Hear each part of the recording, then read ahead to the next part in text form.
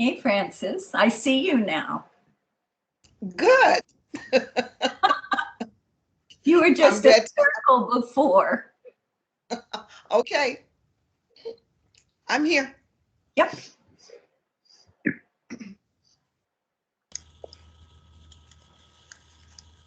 Good evening. If you have just joined us, welcome to our CVESD Parent Leadership Series Module 3. My name is Lalaine Perez, and I'm the Executive Director of Language Development here at the Chula Vista Elementary School District. And I have a great team with me tonight who will be presenting on Module 3 of a 4-part series on parent leadership. And so whether you are a parent leader on DAC-DLAC or school site council or ELAC, or maybe you're an aspiring parent leader or a community member, thank you for coming tonight. Tonight's topic is how to make Robert's Rules of Order work for you. We're going to talk about that in great detail in a minute here, but if you just jumped on and haven't taken this brief survey, there's a QR code right there for you. This brief survey will be given also at the end as a post. So we want a pre and a post survey.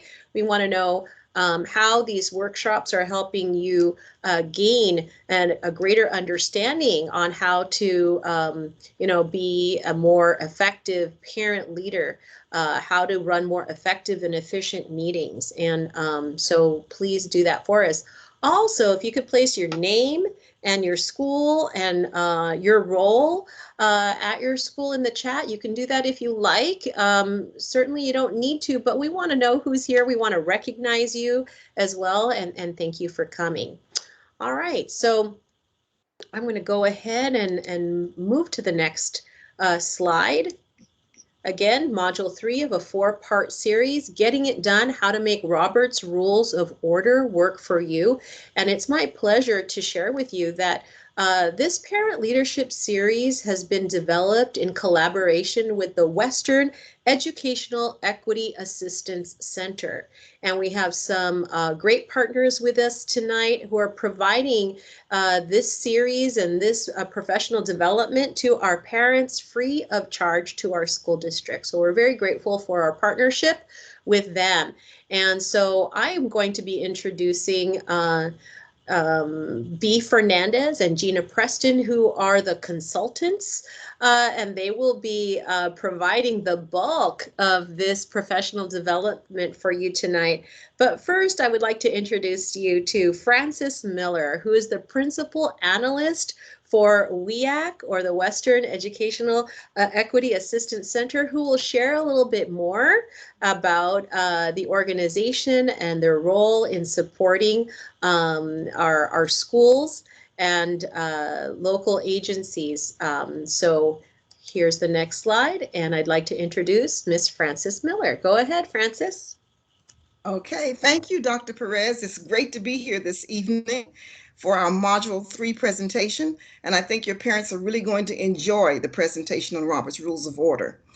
Let me just briefly tell you a little bit about the Western Educational Equity Assistance Center, better known as WEAC, because that's a mouthful to say, so we say WEAC instead. WEAC definitely covers the Western states in terms of our services, and that means it's about 13 states that we cover, as well as territories in the Pacific Islands. So we have a lot of work that we do in a lot of different areas, but our main work is based on educational issues in K-12 school districts regarding race, religion, gender, and national origin. This fits quite well with our program, and when we were asked to come in and do this by Dr. Perez, we said yes, and we definitely made a good decision because the parents that were there last time seemed to really enjoy the presentation, and I'm hoping that they're going to enjoy this one as well. So thank you, Dr. Perez, for asking WEAC to assist you in this presentation. As Dr. Perez also said earlier, our services are at no cost to school districts. So she's the one that found us, And at this particular time, as I said, we said yes to the presentation, and here we are on Module 3. I think we have one more session to go, and we'll be back for that next session toward the end of the month. So thank all of you for being here. Thank you for the assistance provided by the Chula Vista Elementary School District as well. Thank you, and look forward to a great presentation tonight. Thank you so much, Frances. And, I also want to give credit to Miss Angelica Maldonado, who is our parent liaison for our district, and she actually steered me in your direction. So she deserves a lot of credit as well. And I'd also like to share that Miss Patty Pimentel, who is one of our coordinators with language development, will also be co-presenting along with Miss Maldonado and Gina and B tonight. All right, so without further ado, let's move on. And I'm going to go ahead and hand it to Gina and B. Hi, this is Gina, and welcome everybody. Thank you, Frances, for that nice intro of WEAC. I love this cartoon, by the way. This is our life for a while longer. So tonight, while it would be so great to see everybody in person, we're all here anyway, and we're making the best of it and having a good time. And you can be in your sweatpants, right? So that's a good thing. I want to start by thanking all of you for spending time with us. We're fully aware that in many homes, 8 o'clock is the bedtime hour, sometimes slightly earlier even. So we will make sure that we are all wrapped up before that so that you can make sure bedtime goes smoothly. Or if you're just going to watch Dancing with the Stars, also starting at 8, we'll make sure you get there on time too. We also want to mention to you that you're going to be earning a certificate for each of these sessions. And this one in particular for Robert's Rules of Order is an important one. And so I urge you, when you get your certificates, hold on to them because you just never know. It's a really good thing if you ever have to sort of have evidence that you support your child in school by taking on leadership roles. This is a good use of this certificate. And it also shows how much you support your school in general. And also, you just never know. It's a really good leadership skill to know how to run an effective, orderly meeting, and most of all, get work done. So that'll be coming your way, so hold on to it. We're going to look at our agenda quickly for tonight. And when you look at it, there are a few things on it that should make sense to us considering the topic. There's the introduction overview, which we're doing. We're going to talk a little bit about where did Robert's Rules of Order even come from? And it's kind of universally used, but what's the origin of it? So we'll spend a minute talking about that. We're going to talk about why is parliamentary procedure used or necessary. And so I think you have a clue about that since you're in a leadership position, but we'll talk about that a little bit. We're going to look at the norms or the ground rules for your meetings. Just glance at that and tell you where you can find that. We're also going to do any final thoughts. One of the reasons when B comes on in a minute, you're going to want to kind of pay attention to some of the things she's saying is we're going to do our own little play. We're going to do an activity and assign some roles. So I hope some of you will want to help us with that. And so we're going to look at what is it, the Robert's Rules of Order, and then kind of what does it look like? And we'll be play acting that. So that ought to be interesting. And then at the end, because we recognize you're not just leaders at your school, you're leaders for your own child's or children's education in your home. So at the very end, we'll talk about 3 resources, because every one of these sessions, we give you 3 resources that we hope are going to be usable for you personally, or if you want to share them with other parents. So that's what the evening's going to look like. And we have on the next slide, we have Joyce Epstein. She's a researcher in this area. She has looked at different types of parent involvement, and what she found is they're easily kind of divided up, because this kind of parent involvement that we're focused on is number 5 on that list. So if you see that, you'll see that's where we're going to go. And the next slide is, it kind of takes that apart a little bit. So if you're wondering, you know, what do we mean by decision making and advocacy, you can see that also. And it's just, you know, you'll recognize it as the leadership and advocacy piece. So we're ready to talk a little bit now about who was Major Robert and how did these Robert's Rules of Order come to be. And so when you look at the slide, you'll see a picture of Major Robert, and he served in the Civil War. So this was some time ago. The reason that he decided to develop a book about parliamentary procedure is that he was attempting to lead meetings at his church. And as a military guy, he was just absolutely appalled that the people at the church who were very passionate about issues they made the meeting impossible. And he just thought, this needs to be orderly, and it's out of order. And there's a lot of, you know, talking, but it's not productive. We're not getting things done. So he actually put together the first book that anybody has known about how do you run meetings and make sure the outcomes are fair and everybody has the voice. So if you look at the next slide, you will see, there you go, there are 2 books, and as Bea pointed out to me when we were looking at this, the one from some time ago was 704 pages. But thank goodness, now this one is just 198 pages. We will not be going through every page of that, thank goodness. But we just wanted you to know that it's been edited down to keep the really important things that people find most useful. And Bea, I think, do you want to talk to us next?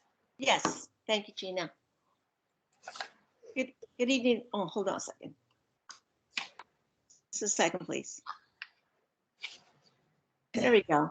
Hi, everyone. Welcome to the training today. And for those of you that attend DAC meeting this noon, you guys did a really good job. I attended as a guest, and I can tell that many of you understand and already use Robert's Rules of Order. But I hope that tonight you'll just add to that toolbox of leadership skills that you have. And it's going to make you just feel even more confident as you run meetings in the future. So parliamentary procedures, what are they? They're just a set of rules, a set of rules for how we're going to behave at meetings.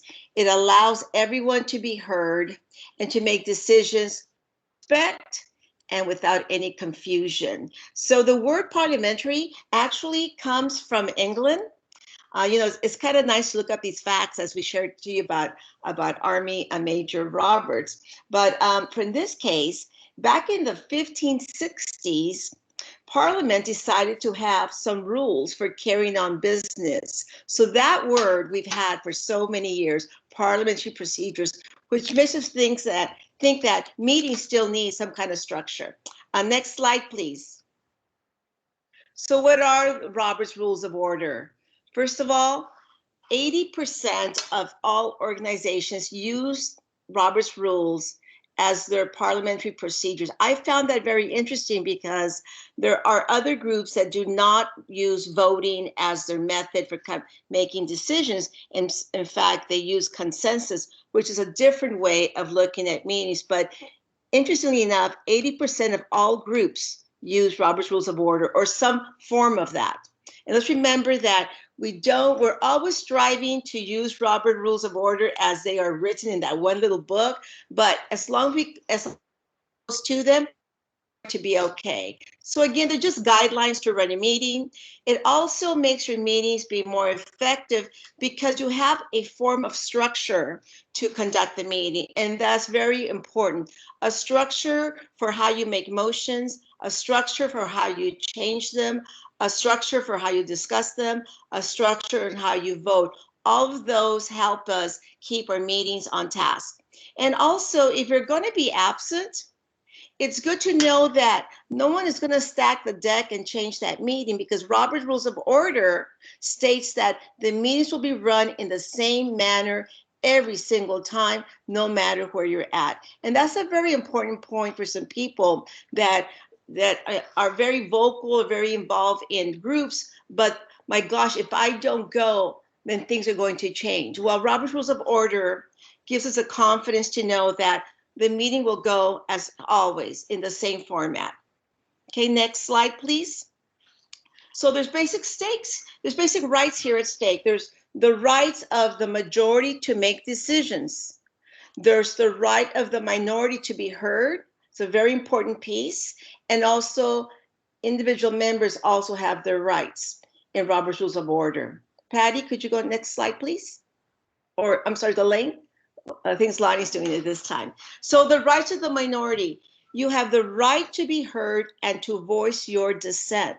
And I want you to think about that, because if you did not have Robert's Rules of Order and you're going to make a decision and it looks like everybody, or you think everybody, is supporting the decision, then you would just go to voting. But in Robert's Rules of Order, we discuss and we make sure that the pros and the cons always have a right to share their opinion. And that's very important when you're talking about effective teams. And also important that your vote, if you vote against a motion, is also noted in the minutes. That is proof to others that there was a way to discuss an issue and that there were people that felt differently, yet majority does rule in Robert's Rules of Order. And the last point, one more point, let's go back. And the last point is that once you have had the opportunity to give your dissent, to voice your dissent, and the vote is taken, you realize and remember that that is a decision of the collective body, even those who objected, because everyone had an opportunity to voice their opinion. And that's a very important piece in Robert's Rules of Order, that everyone has that opportunity to provide their voice. Whether you take that opportunity or not, that's something different, but you were offered the opportunity. And when I used to do trainings, when I was working for San Diego Unified, I always would say, the decision was reached by a lot of discussion, we hope, and you can't go back into the parking lot and be talking, well, we shoulda, because hopefully everyone had an opportunity to give their point of view before a decision was taken. Next slide. And of course, you have individual member rights to receive meeting notifications. We know we have the Brown Act that meetings have to be posted 72 hours in advance of a meeting. We have the right to attend all the meetings.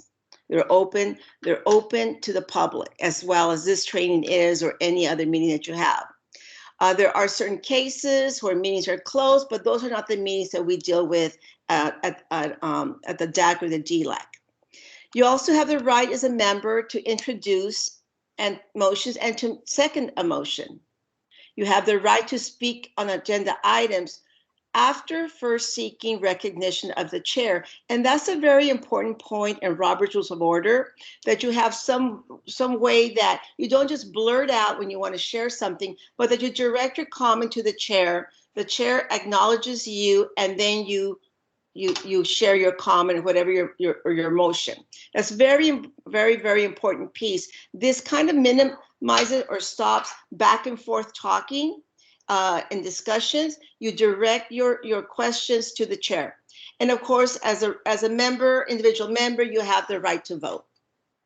Okay, next slide, please. This is a slide that I just want you to look at how groups are formed in terms at district level, and also not just at school sites maybe, and not just the DAC and the DLAC, but in most groups, you're going to have your executive board. You usually have a chair, you have a vice chair, you have a secretary, and you have a past chair. And then you have your committee members. You have on the upper left-hand corner, you have your district staff and your facilitators. They're the keepers of the knowledge of all the rules and regulations that are either district procedures, state regulations, federal regulations. So they're a very important component of any kind of district level group that you have. And then you also have in many groups, and I know you don't have an actual parliamentarian in your DAC DLAC, but you do have people that assume parts of this role. The parliamentarian can also be the timekeeper, and then you have your audience. So this is kind of typically the way district level committees and boards are formed. Of course, yours changes depending on your bylaws. Next slide, please. So I'm going to talk about the two main components in Robert's rules, and that's going to be the chair and the parliamentarian. So the chair is has a very important role, and I do want to commend the DAC chair, Mr. Baker. You did an awesome job today at the DAC DLAC meeting, and was Dr. Carrillo there as well? And Dr. Carrillo, I believe you gave a very nice report as well. So I just want to commend both of you because you really did a really good job in running the meeting today. But your jobs are very important because you're in control of the meeting, that's what it means, in control of the floor. It just means in control of the meeting. You're the one that goes through the ones that go through the agenda, the ones that then maybe ask for a motion. So your jobs are very important. Also, that you're impartial. Very important that in the comments that you make to the group, impartial. One of the jobs in Robert's Rules of Order is to restate motions before votes are taken, to make sure that the motion is very clear to members. Also, to stay on track with the discussion. So the chairs are kind of juggling different kinds of things at the same time. So it's a very important job that they have. And I don't know if you have a gavel or gavels in this case, but in other groups, for example, I was very involved. I think I mentioned at the last training, I was very involved with the district level PTA. I was the program manager for the parent engagement department, but on the PTA board, I was actually a regular member in charge of parent engagement. Kind of made my job a little bit easier there. So we did have a gavel, and our chair rarely used the gavel. If she did, it was at the membership meeting for the month when you have so many people, and you really don't want to use that. If you use it, people know, uh-oh, we need to be quiet because we need to get back to order. So if you don't have a gavel, it's okay. And also the chair's job to, again, stay on time and also to know the rules and the bylaws. Now, you don't have to be an expert on them because believe me, you will have other people in your meeting who are experts on the bylaws and ready to jump in and say, oh, excuse me, Chair, our bylaws state, and then they go on to tell you exactly what they state. I hate to say this, but I'm one of those people. I do like bylaws a lot. I just have a political group update their bylaws, and my best friend goes, I can't believe you like that stuff. You know, she goes, I don't like Robert's Rules of Order. And I said, well, yeah, I like it. Sorry. I mean, I really like helping groups with in their bylaws. But anyway, you, the chair, do not have to be an expert on the rules on the bylaws and on rules, but it does help you have a good understanding of them. Next slide, please. And that's why many groups have the parliamentarian, because that person definitely is supposed to be an expert on your bylaws and hopefully knows Robert's rules well enough to therefore assist the chair in the meeting and to be as a personal advisor to the parliamentarian. In fact, if you have a parliamentarian, many times they sit kind of close to the chair in case the chair has to kind of ask, do you know this, and that? And the parliamentarian can kind of tell the chair. So that's important. Obviously, I mentioned they know Robert's rules, they know the bylaws, and they also really help resolve questions of procedure. And in many groups, or in most groups, the parliamentarian is appointed by the chair and is a non-voting member. Obviously, this can change. So you would have to refer to the bylaws for specifics.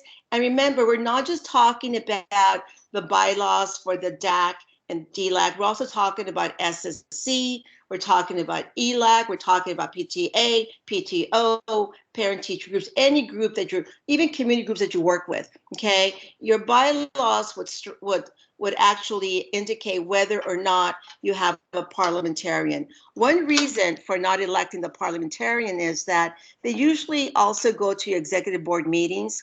And we know that everyone on the executive board has term limits, usually 1 year or 2 years. So you don't want to lose that really good parliamentarian. So that's why you appoint that person, and that's why they're non-voting, because they're really there just to advise you on procedures and on Robert's Rules of Order and your bylaws, okay? So again, I leave it up to you. I understand that at one time, the DLAC and the DAC and DLAC did have a parliamentarian. You chose to change to a member position, and that's okay, because you are the ones in charge of your bylaws. However, if you ever choose you want to go back to having an actual parliamentarian, you would do so when you amend your bylaws. It's as simple as that. Okay, and I do want to. I did ask a question of Lonnie and Helika and Patty when we were discussing this training, and it seems as if there's people, staff, people that kind of make sure we're on track, kind of sure that they answer questions. So you have a lot of people serving in this role of parliamentarian. So you're lucky in that. Okay, next slide, please. Motions. Okay, so now we're going to hit the motions. And motions are something that are just a format that allows you to consider an item. And before that, excuse me, I forgot. I just Googled, as I was preparing this module for you, I just kind of Googled, because I love to Google, obviously, I'm an information person. I said, funny cartoons on motions. So several came up, and this one popped up, and I had just been to the zoo a while ago, and I've been going to the zoo since I was 8 years old. I don't know about you, and I'm 66, but the flamingos have always been right in front of you. And I know these are not flamingos, but they're still birds. It reminded me when I saw the ostriches, said, oh my gosh, the birds at the zoo. It just reminds me of how beautiful it is to go to the zoo and look at all the different birds. So anyway, so this is a cute one here. The motion has been made and seconded that we stick our heads in the sand. Isn't that what we always attribute to ostriches? So anyway, the next slide, please. This is I wanted to remind you about the DAC DLAC agenda.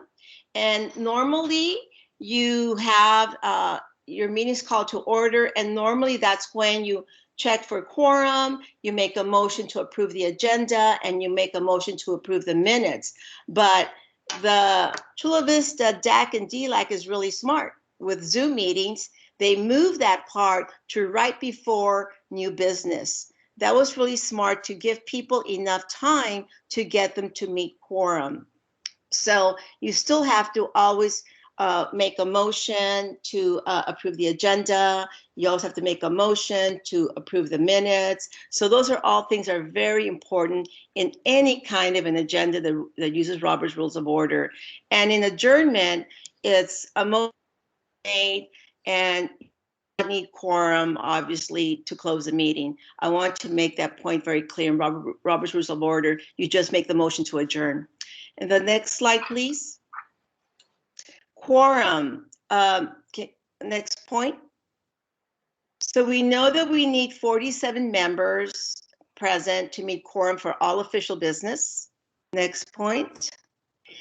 And like the meeting today, you began with reports, which is excellent because there were no decisions to be made at that point, and that is perfect. I love the way that the DAC, DLAC does this, that as you're waiting for quorum, that you can begin just the informational part. That's a very good way to handle that. And the last point, normally in any kind of a meeting, is the chair is responsible for recognizing quorum or the absence of a quorum. Very, very important. I know you have a different quorum for just DAC items and for DLAC items. And again, all of those things I believe are in your bylaws.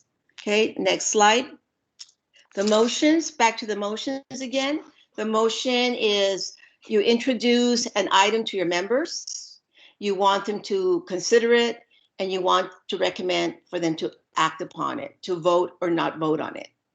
Only one motion can be made at a time. And if a different motion cannot be made while the body is already considering a prior motion. And this is very important for you to be aware of the situation, because we will practice in a bit about making motions and amendments. And some people confuse making a second motion with an amendment. We will discuss that. Okay, next slide, please. So there are 8 steps to handling a main motion. Now, these steps are Robert's rules, not something that we made up. This is the way it goes for every single time that you're going to have a motion. Now, you can shorten the wording that you use in the different steps, but nonetheless, a member should always raise their hand and to be recognized by the chair. The chair can then acknowledge them, can point to them, can call their name, but to recognize that person. In a large group, very large group, it is common for the person that is recognized to actually stand up and address the group. As I mentioned to you, that I work for San Diego Unified, my department was paid back then, I don't know now, was paid 100% by Title I funds from the DAC. So I attended every single DAC meeting, and I would give a report on parent engagement. Well, we had hundreds of people there because obviously San Diego Unified is very large. So they did have people stand up, and they had people use a microphone. In a large meeting, it's really important that everyone is able to see who is making that motion or a person that's discussing an issue. And also a microphone kind of helps you, I believe, in my experience, to kind of think about your thoughts before you actually use a microphone. And it is common for people to say, I don't need a microphone, right? My voice is very loud. And then your answer is always going to be, use the microphone. Okay, because in a large group, in a large meeting, people begin kind of loud, and then voice gets softer. So as you're recognized for the chair, use the process that body uses, whether it's standing up, using the microphone. Okay, once you have the floor, then the member will state their motion. Always, I move. You don't have to say any longer, I make a motion to. You can if you like, but it's been shortened, and you can say, I move to, and that's considered okay under Robert's Rules of Order. The other, you always have to second. And again, the same thing with second. In the past, you would say, I second the motion. You can still say that. You can just shorten it to second. Those are little ways that Robert's Rules changes with the times. Number 5, the motion is repeated by the chair, and that's very important that every member understand what the motion is on the floor. And step 6, going into discussion, the chair is the one that announces time to discuss the motion. We'll say the motion on the floor is to, do we have any discussion? And that is the point that sometimes people miss, that they don't have the discussion. You need to, in Robert's rules, always offer the opportunity to discuss. Remember we talked about rights, individual rights, that you have the right to voice your opinion. This is the point where that becomes very, very important. Even if the group, we all know that motion is going to pass because we all think it's a fantastic one, you still say, is there any discussion? You wait. Hearing no discussion, it's time to vote. So you always offer that time for discussion, okay? Always, and wait a little bit. And then number 7, again, it may seem redundant to you that the chair would restate the motion on the floor, but if you had a very long discussion back and forth and people threw ideas and we should do this and I believe this and that, sometimes you may lose track of what the actual motion was. And this is really good when your vice chair, your secretary, the chair might have to defer to that person and say, excuse me, can you repeat the motion for me? And sometimes in some groups, it's no problem if the secretary or the vice chair has a responsibility to restate the motion. You vote, all in favor say aye, all opposed say nay, and the chair announces the results, okay? Now, back to the minutes, and we talked about this last time. In the minutes, you don't have to include all the discussion that took place. That is not necessary. I know that in some groups that's the way we've always done it, but in actual minutes, they should be actually kind of thin and not, the most important thing is what was the motion, who made the motion, and what was the vote. In some groups like PTA, they don't even include who seconded the motion. But again, follow whatever process the DAC and the DLAC has, or whatever group at your school. I'm just letting you know that you do not have to put back and forth what the discussion was on. Just the motion, who made it, second, and the vote and the vote. Okay, next slide, please. Now let's look at some frequently used motions. Again, you may not be using these right now, but it is good to know them, because if you ever go to a meeting that does use them, then you'll recognize them. So again, we amend the motion. You can see the 3 points there. Really, if a motion is going to be changed, you use certain wording. You're going to insert a new word, you're going to strike out a new word in that motion. It's made to clarify the motion, because maybe when Mrs. Fernandez, myself, made that motion, it wasn't clear, it's kind of garbled, I was really nervous, and it wasn't really clear. So when you amend the motion, it allows the body, the members, to then clarify that motion even more. The second is for point of order, and I apologize, there should be no "the" in front of the order. No matter how many times you look at a draft, you still have a mistake, and I found that one today. So it really should say "call for point of order." And many times when you're discussing an item and motion, and all of a sudden a person goes totally off the motion and starts talking about something else that has nothing to do with the motion, and then somebody else responds to that person. So now you have 2 people that are not staying on task on the motion. This is a strategy that you use where you raise your hand and you say to the chair, point of order. You raise your hand, point of order, when you're acknowledged by the chair. And automatically, if that group of people understand what point of order means, talking stops and everyone should know that we're back to the original motion. Now, you could raise your hand and say, Chair, I think that we're getting off target. You know, that was not the motion at hand, and you can go on and undo that. But if you just know that term and you raise your hand and say, point of order, you don't have to say all that explanation. The chair then knows to take that meeting back and say, okay, everyone, the motion on the table is this. So it's just a strategy to make sure you stay focused on the motion you're making. Another motion that I believe you're familiar with is limiting or extending the time for discussion or debate. And again, you just make a motion for that. That's common.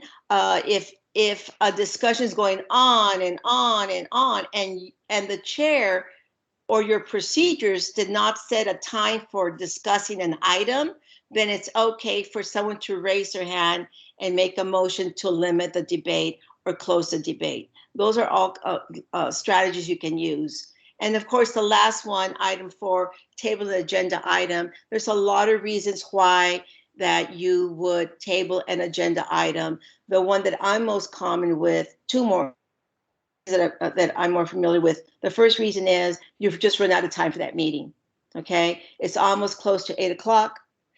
You still have to do, round table. You still have to make an announcement. And so you might have to table that agenda because you're just not ready to vote on it. The second reason is that you may not have enough information, and you want everyone to make an informed decision. So if it's obvious that the members do not have enough information to make a decision, then someone can make the motion to table the agenda item. Okay. So again, these are just some frequently used motions that you see in groups. Next slide, please. So let's look at the example of a motion so we can take you through the example and then through an amendment. And we will be practicing that in a bit in the scenario. And I'm hoping that you will volunteer to take on some of the roles in the scenario. So the example of the motion. So the member makes the motion, they've already raised their hand, the chair has acknowledged them. And so then they say, I move that we have a welcome back to school picnic. Someone else says second. And then the chair goes into discussion and you discuss, well, no, I don't want a picnic. I want to have a barbecue. I want to have it on a Saturday. I want to have it a minimum day. So people discuss the motion. At a certain point, the members are going to vote and the motion passes. So basically that's a simple motion with not a lot of people, changing it. A lot of people, want to make an amendment, just a simple motion. And I want to bring your attention to the box. If a motion is not seconded, the motion dies, okay? And most importantly, it is not recorded by the secretary in the minutes. But one thing that the chair does have to do is that in Robert's Rules of Order, you mention 3 times, is there a second? Is there a second? Is there a second? Haven't heard no second, the motion dies on the floor. And then you move on to the next agenda item, okay? So let's hope you don't have to use that one, but just know that's there in case you do need it, okay? So let's look at another example now. Next slide, please. So let's look at the same initial main motion, but let's look at it, amend it now. So the initial motion was, I move that we have a welcome back picnic. We had the second, we had the discussion, but now someone raised their hand and says, I move to strike picnic and replace with barbecue. So you have to second that. You have to discuss it if there is discussion, and you're going to vote on it. And then the chair would say, amendment passes, okay? Now you are voting on the amendment. It's still not your main motion. And this is what sometimes people say, oh my God, those Robert's rules, there's too many motions and they get me, it's too much. But it's process for us to get to the actual motion have all agreed upon. So then the chair at the end would restate the amended motion again and say, the motion is to have a welcome back barbecue. You would then vote on it. You don't have to second again. And then you would say motion passes or motion doesn't pass. Okay, so this is a way you make an amended motion. It's not a new motion. You're just changing the first motion. And I want to have you look at the note in the box, and that is that the final motion is the one recorded in the minutes. The motion is to have a welcome back barbecue made by Mrs. Fernandez, seconded by Mrs. Miller. Motion passed. You don't have to make any note in your minutes about the initial motion or the changes, just the final motion. That's also, again, important in Robert's Rules of Order. You just want the final motion you voted on. Can we go on to the next slide, please? Oh, I'm sorry, Patty, before you go on to this, Patty, does anybody have any questions? I know I talked a lot and I wanted to see if anyone had any questions before we go into this next slide.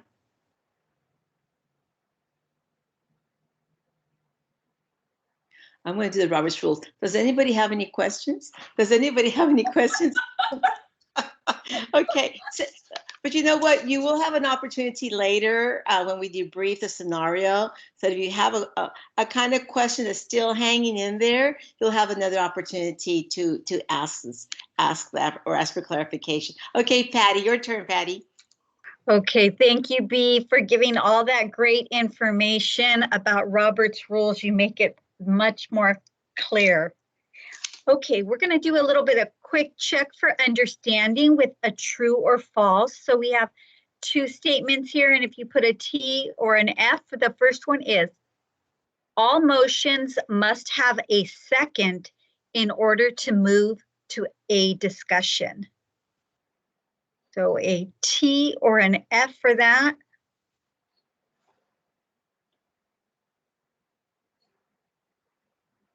Yes, yes. We have lots of T, so true. Bea explained that very well, and we've been practicing that this year and for the past many years. Okay, number 2, motions can be made at any time during a meeting, even if a motion is on the floor. A little bit more tricky.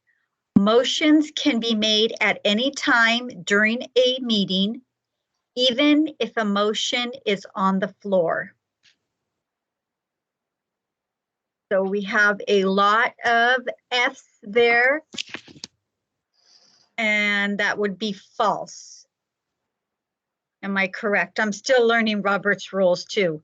Yes, so please. Yes, you are, because remember, only one motion at a time, and an amendment to a motion is not a new motion. Okay. Okay. So we will hopefully practice some of this learning in just a few slides. And so with that, I am going to turn it over to Ms. Perez. All right, thank you, Patty.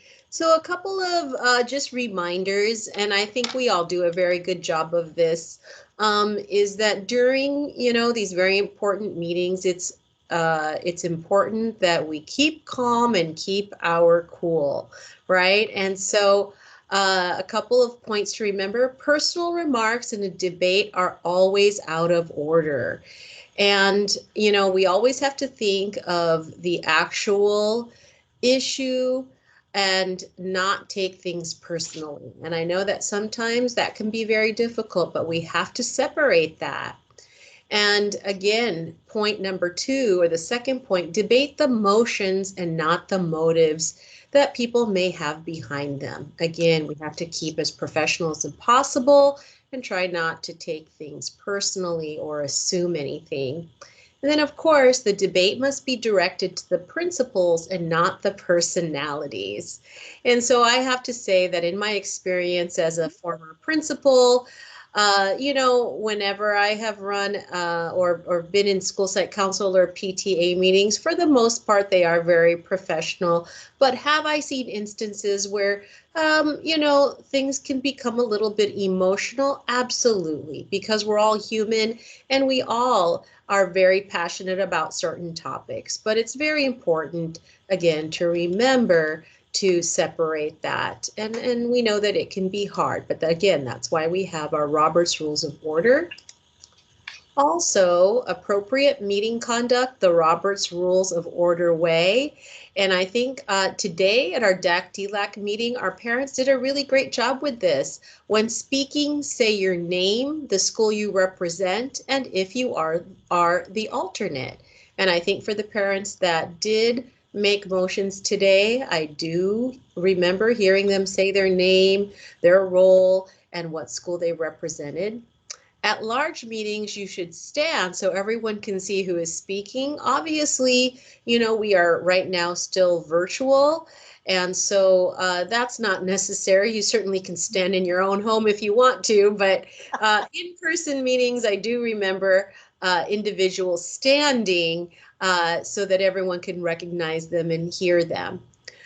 Of course, obviously, it's important to remain quiet while others are speaking. And if you want to speak, raise your hand so the chair can recognize you. And I think we all have become very accustomed to knowing how to raise our little virtual hand on these platforms. Okay.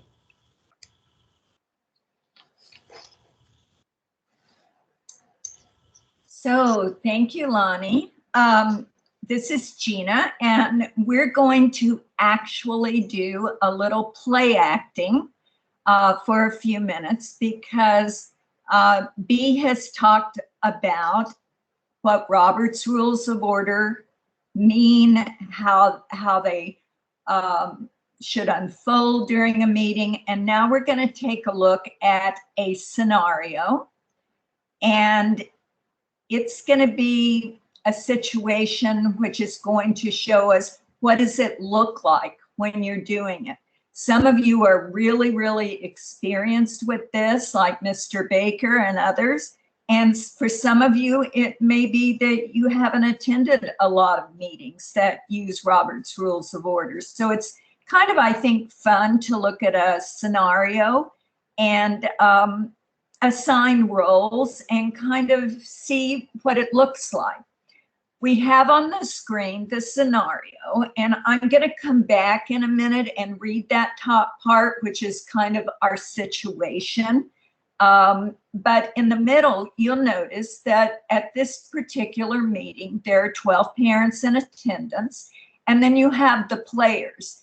And we've already assigned a couple of them to Lonnie Perez and Angelica Maldonado, but we need some members because 7 of the people are going to speak. So let's see. Patty, are you going to help me assign people? That would be terrific if we had volunteers. And remember, your line is already written for you.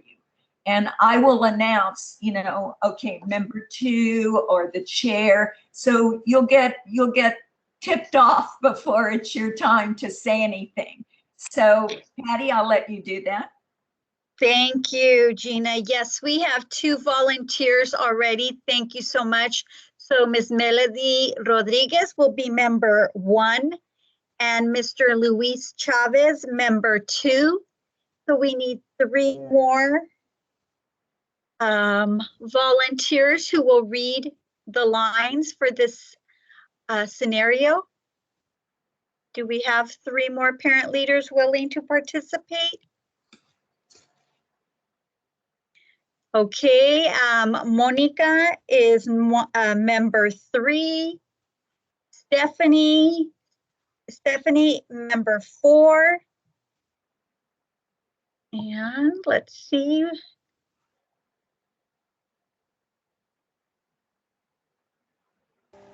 We have a hand raised, Miss. Thank you so much. Yes, Miss If Padilla. you would like to unmute, or let's see who that was.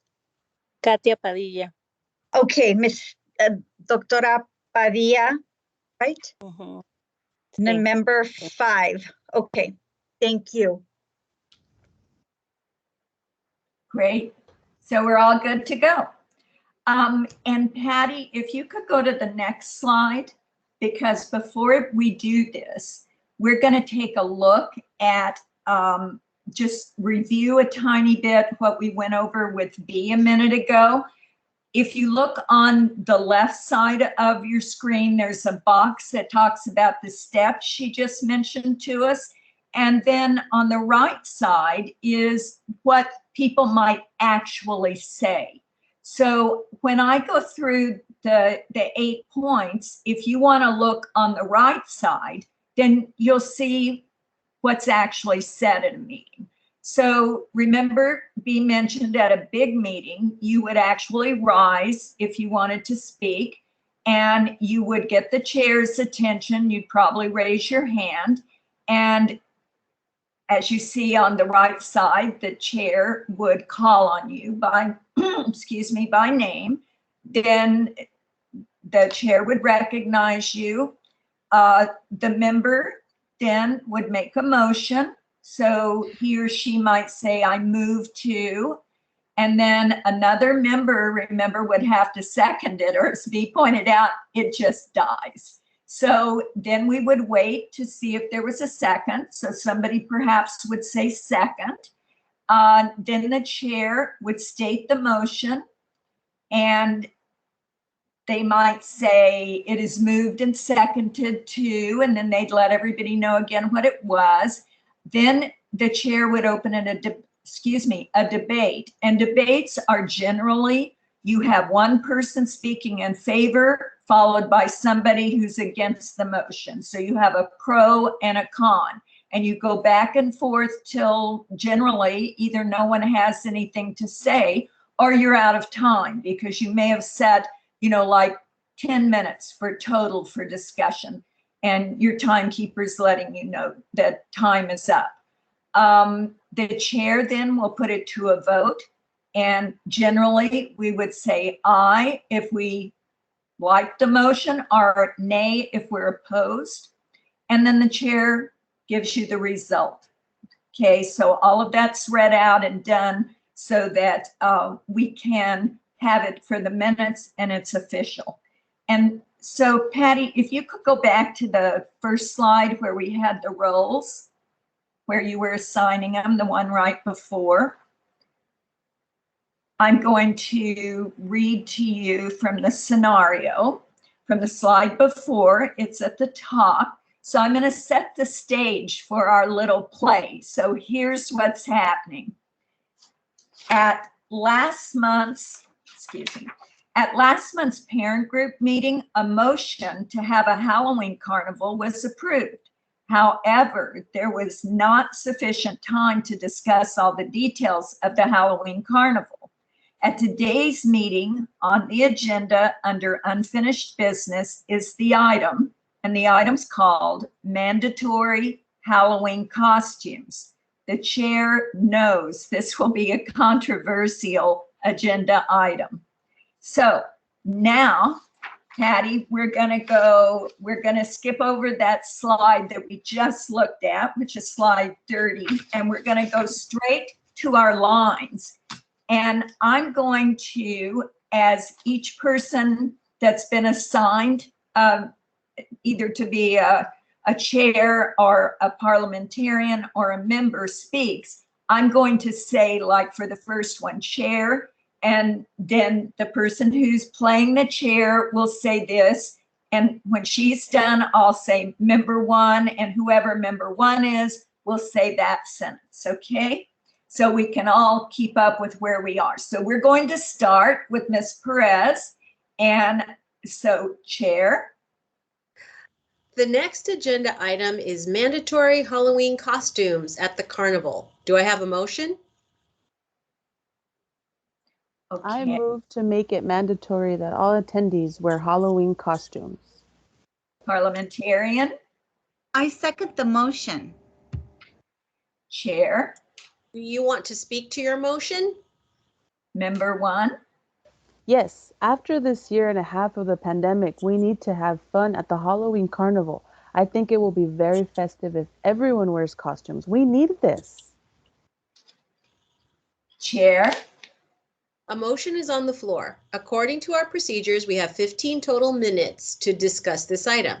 We will hear from 4 members who are in favor, pro, and 4 who are opposed, con, alternating persons in favor and those opposed. Each person will have up to 2 minutes to speak.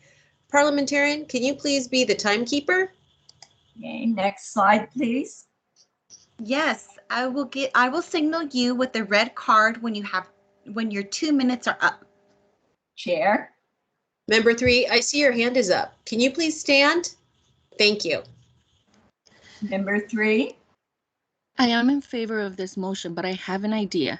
What if we open a free Halloween costume exchange so parents can come and find costumes for their children, and they can also donate costumes? I am willing to organize this. Parliamentarian,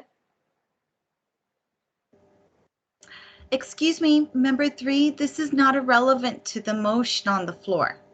Chair, Member 2, you're opposed?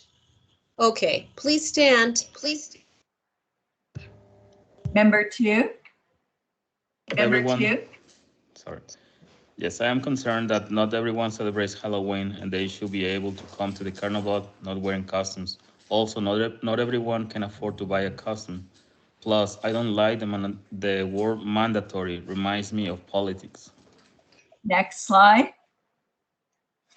Chair, No other members are speaking in favor, so we will continue with those opposed. Member 4, okay, please stand. Member 4, Hi, this is Stephanie Juarez. I'm opposed to Halloween costumes. I'm concerned that we may have adults who wear inappropriate costumes. Last year we had moms dressing up as sexy nurses and sexy dental assistants. We need to set some guidelines. Chair, Thank you, everyone. Yes, member 5. Member 5, I move to amend the motion by striking the word mandatory and replacing it with encourage, and to add with guidelines established by the Carnival Committee. Member 3, Second. next slide. Chair, The motion under consideration is to amend the motion by striking the words make it mandatory and replacing it with encouraged, and to add with costume guidelines established by the Carnival Committee. Is there any discussion? Seeing none, we will vote on the amendment. The motion is to strike the word mandatory and replace the word encouraged, and to add with guidelines established by the Carnival Committee. All those in favor? All those opposed? All those opposed? Motion approved. We will return to the motion as amended, which now reads, the motion is to encourage that all attendees wear a Halloween costume with costume guidelines established by the Carnival Committee. All in favor? All in favor, say aye. Say aye. Aye. Aye. Aye. Aye. Aye. Aye. All opposed, say nay. Nay. Motion passes. Member 3, I move that the committee hold a Halloween costume exchange on the Wednesday before the carnival. Member 4. I second the motion. So you can see how this would continue. So we're imagining their meeting and it's proceeding because this motion has just been seconded. And so they'll go to discussion on that and then they'll talk forever about the Halloween carnival. But we're going to debrief the scenario, and Angelica, you're going to help us with that. Hi, everyone. Excellent job. I love it. It feels good to kind of go through the roles and go through this. because we need the practice, right? Especially when it's fresh in our brains. So let's debrief the scenario. Let's review those 8 steps. And just to start off, if you guys can either add to the chat or raise your hand, I would love to hear, what did you learn from the scenario that you would like to share with others? Because I know I definitely got excited with some of the terms. So I would love to hear, with everyone's experience, what thoughts come to mind about what they learned today and what they'd like to share. Ms. Rodriguez. Yes, so I really enjoyed this because I haven't had an opportunity to really practice it. So this was awesome. And what I learned is that you can have any discussion in a very peaceful manner. I mean, it was back and forth, but it was short, to the point. And I feel like I could even do this in my home with my family. I think it would work. But Ms. Rodriguez, you would be the chair, right? Always. Yes. That's not a limited term. Give roles to everybody else. You just assign them, right? They can all be members. Right, yes. Right. I see a little bit more. Ms. Caballero shared in the chat. She says it was open and clear and helpful. I'm so excited that you find value in this, because I know when we get started, we don't have the luxury of getting this training, and we observe a little bit.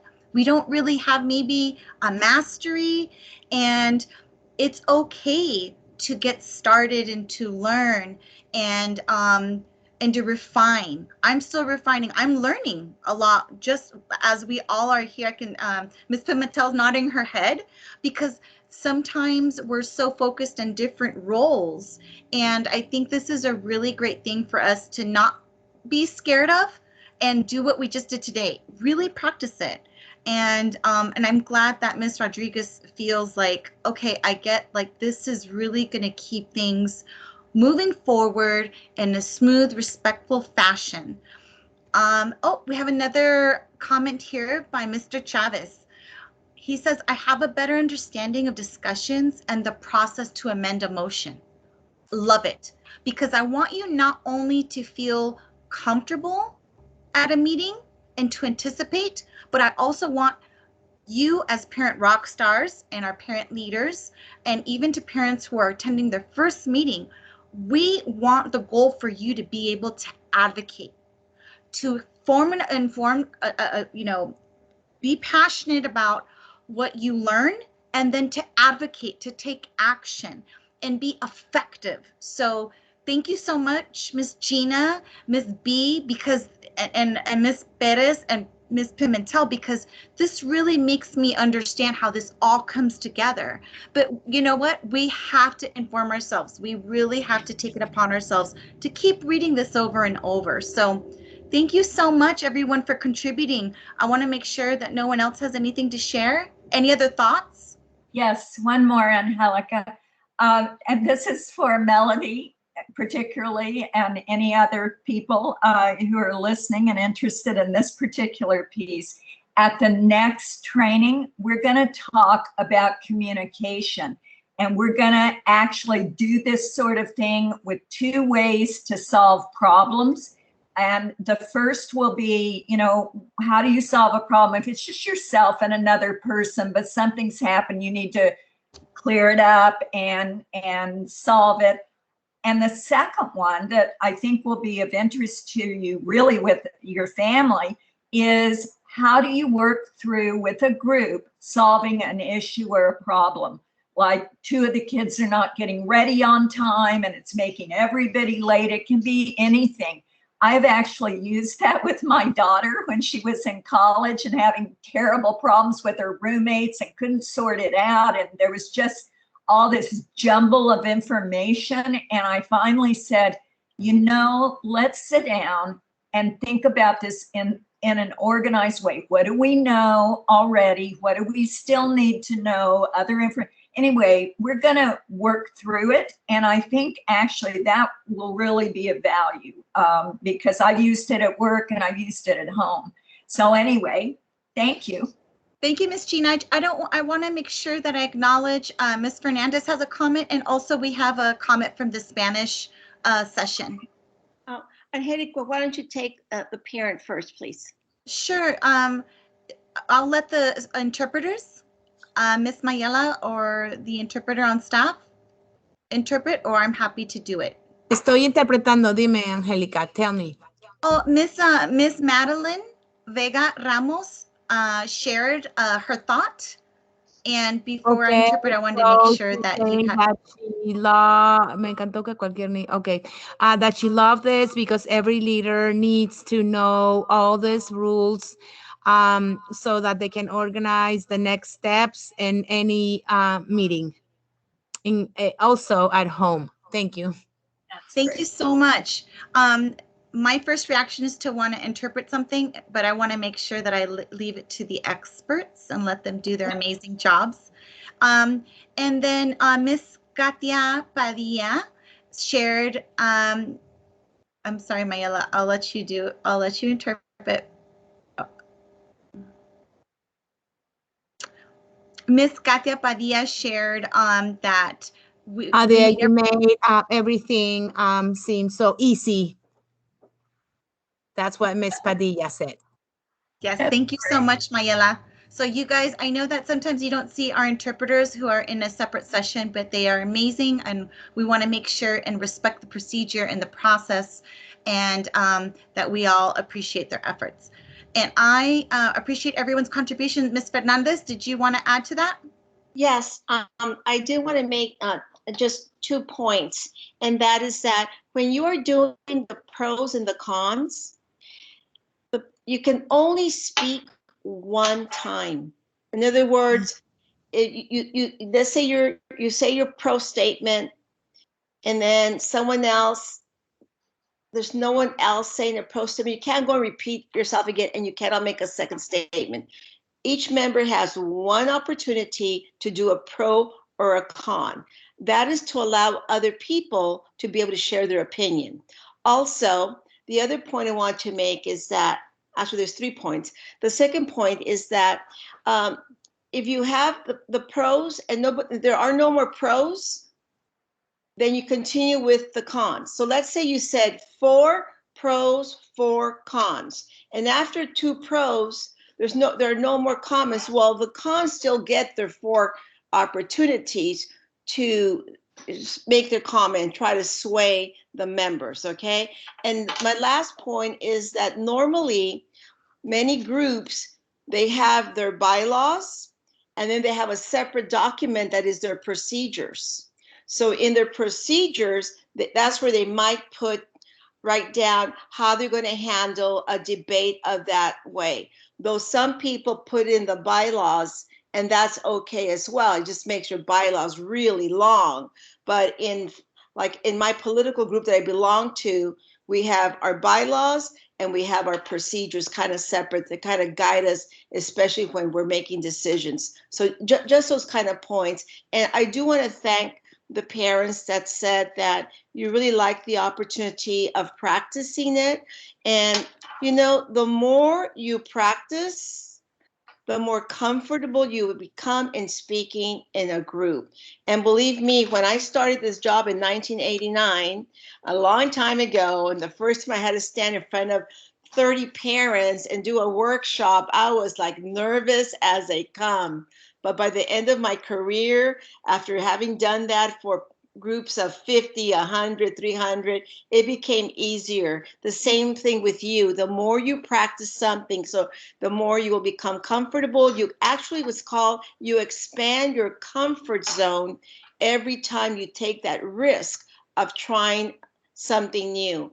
And so I hope that your next DAC and DLAC meeting, that many of you will make the motion, or you'll say the second, okay?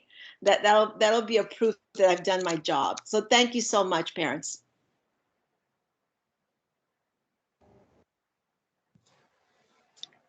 Okay, so voting is the majority vote rules.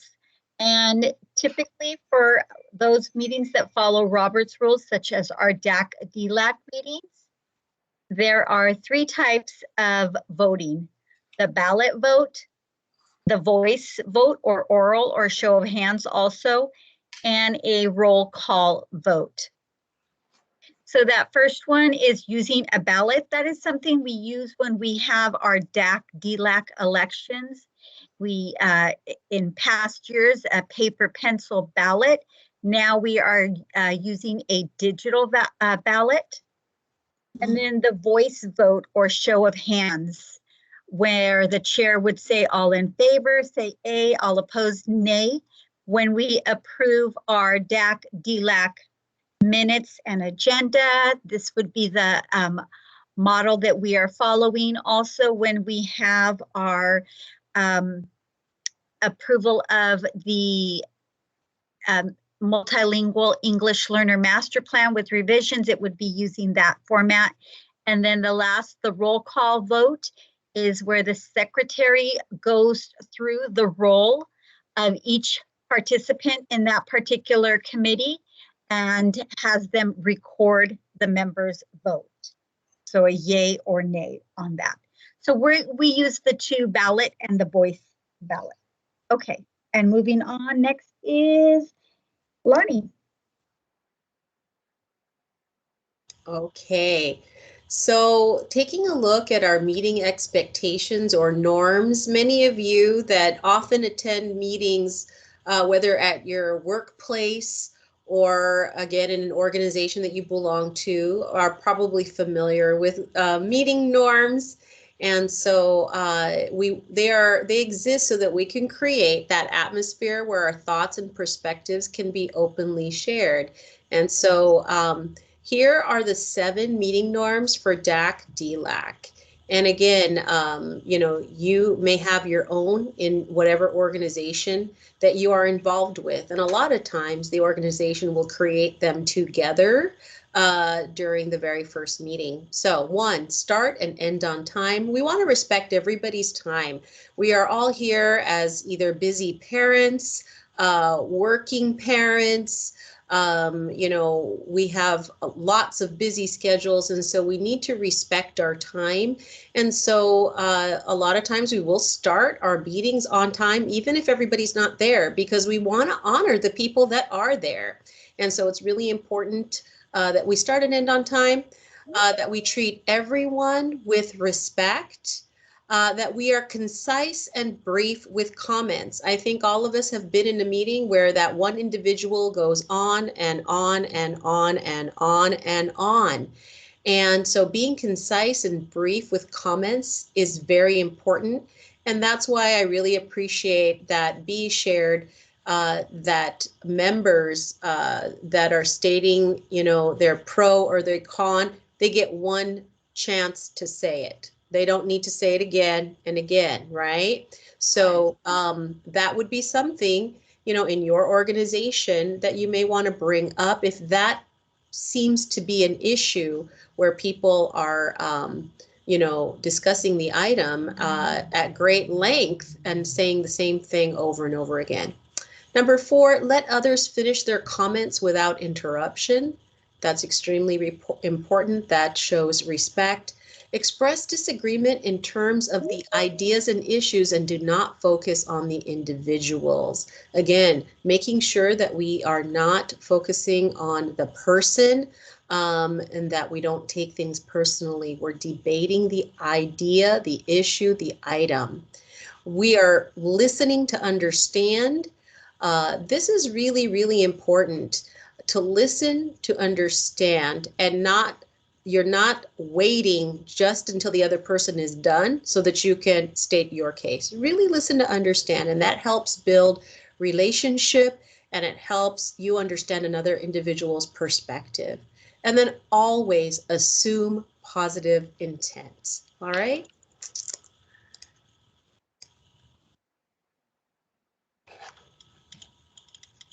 And our final thoughts on Robert's Rules of Order.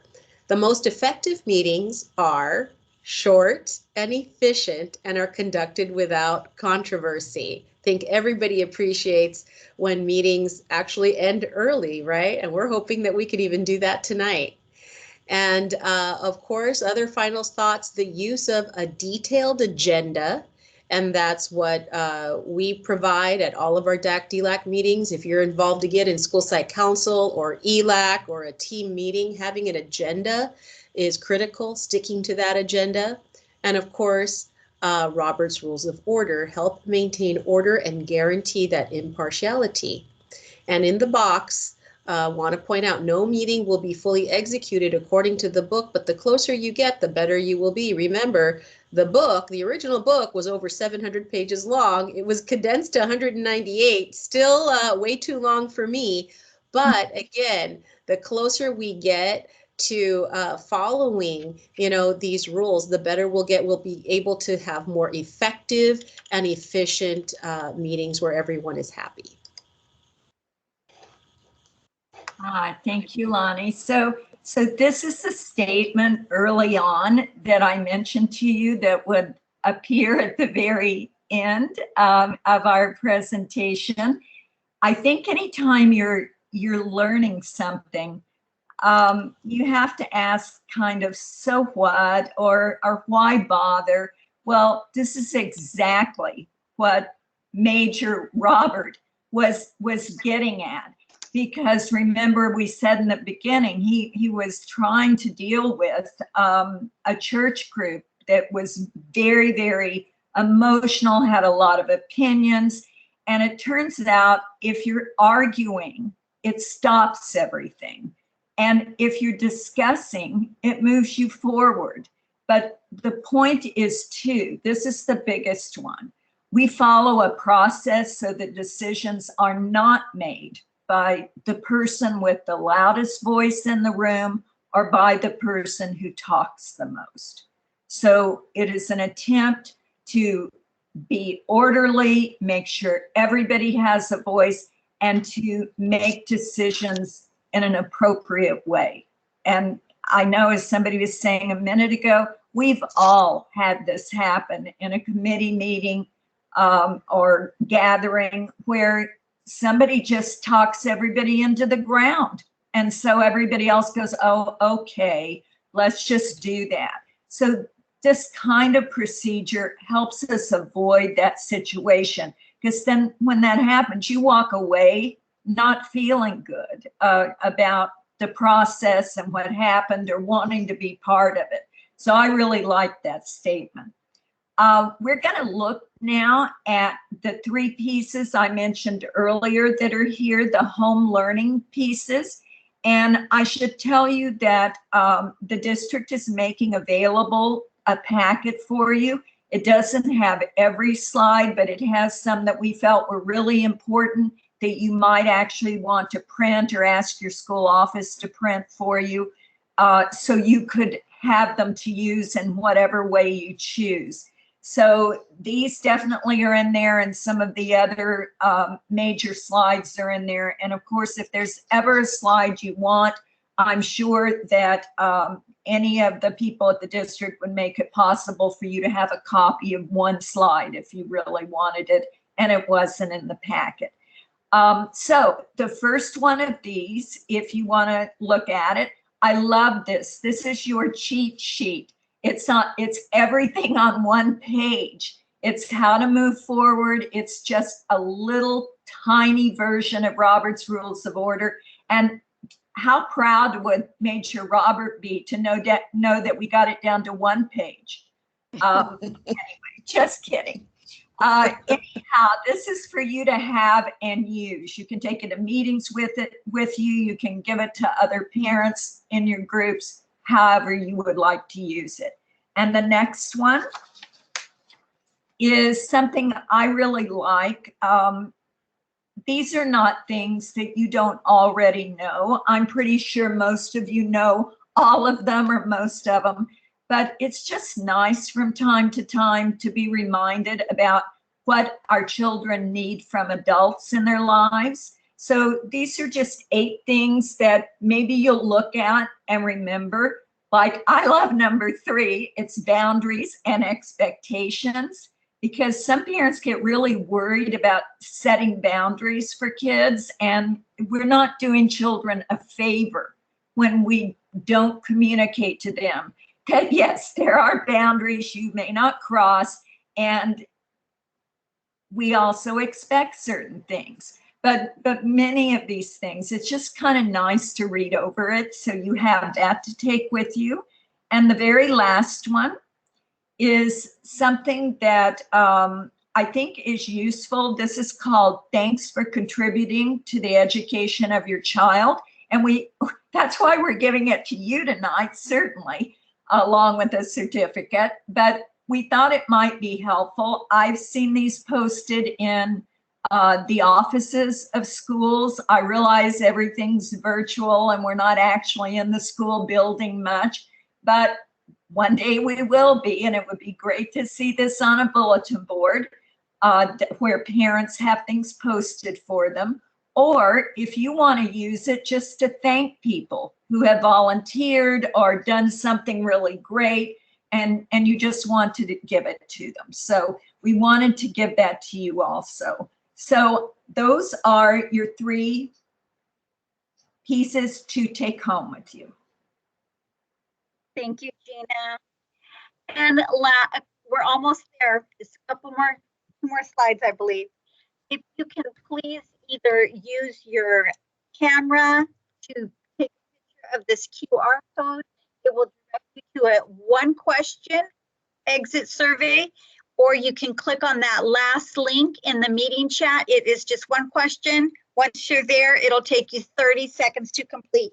We really want to see your growth, especially knowing that there was actual scenario to practice implementing the Roberts Rules of Order and making motion. So hopefully, please click on that link to complete that exit survey.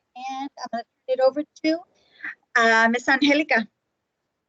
Hi, everyone. I want to echo what everyone here wants to support you as a parent leader to grow and to do better. And Miss Jeana and Miss B, they took what we used to have as an old black and white trifold pamphlet that we still have in our bylaws. And you brought this to life. You made it easy to understand. I feel even a little bit more comfortable practicing this. So I hope our attendees feel the same way. I want to thank you because this is not easy to make interesting. I want to put that out there. And I also want to say, in respects to everyone and the expectations, remember, you are the role models for our children, and it is really hard to keep our composure. We're going to build you up. We want to get you passionate and empowered parent leaders, but we also want to make you remember to understand that every decision we make, we do for the students in our district. And we appreciate your time. We hope that you appreciate the certificate of completion. Please click on the link so that we get your full correct name, and those will be sent out to you. Again, we can work hard and we can create amazing content and bring on amazing partners like Ms. Miller with the Western Educational Equity Assistance Center. But if families don't come, then it falls on deaf ears. So please share with folks that you attended this. Feel free to give us some feedback, and we hope to see you at the next parent leadership series coming up for you. And I believe that's on our last slide. So we hope to see you at Module 4, Getting It Done, How to Be a Super Communicator and Problem Solver. That will be October 26th from 6 to 8 p.m. And I'm going to say this to you all. I know these are big chunks of time, but I hope you see that we are trying to also pack it in with lots of resources. So please join us. We're working very hard collaboratively. All of these ladies that you see here, and we're taking all of your feedback to do the best we can to make you feel supported in your role as parent leaders. Thank you so much for being with us. Have a wonderful evening, and I will sign off. Bye.